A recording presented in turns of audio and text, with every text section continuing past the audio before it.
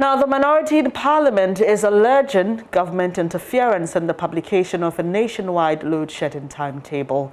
This, according to the opposition MPs, is because it would be an admission that the unreliable power supply is a nationwide problem.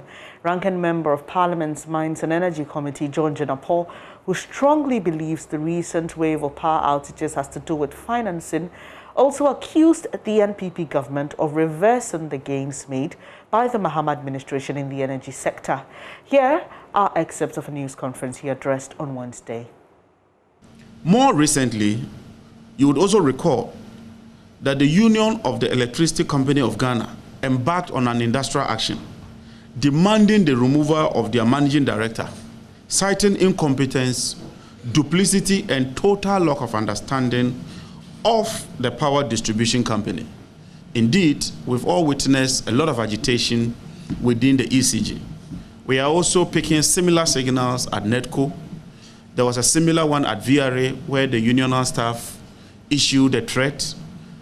And we are also hearing that all is not well at Bui Power. It is therefore clear that Ghana's energy sector is in a state of crisis. As if that is not enough, the ECG, GRIDCO, and the Honorable Minister himself has been providing conflicting timelines on when this debilitating power crisis will be resolved. What is even more disturbing is that despite confirmation from GRIDCO a couple of weeks ago that the country would continue to experience these power outages into the foreseeable future, for which reason they promised to publish a load management schedule, the anticipated schedule has been put on hold due to political pressure from the executive. GRIDCO is willing to publish that management schedule, but the executive has insisted that they do not publish that schedule. And so the ordinary Ghanaian is having to bear the brunt of these intermittent outages and its accompanying challenges with distraction to gadgets, whilst GRIDCO would have ordinarily published the schedule. It is a well-known fact, especially among energy sector industry players, that the current outages in the country is due to financial challenges and not the unconvincing reasons that we have been receiving from them. This is because the transmission lines and transformers are congested, and they are congested due to underinvestment and lack of regular maintenance arising from the poor financial health of the energy sector SOEs. Well, John Jinapor also outlined a series of recommendations, including a ban on the nomination of political appointees to sensitive positions at the Energy Ministry. He says if adopted by government, these directives or proposals would address the doomsday situation. We are not just criticizing.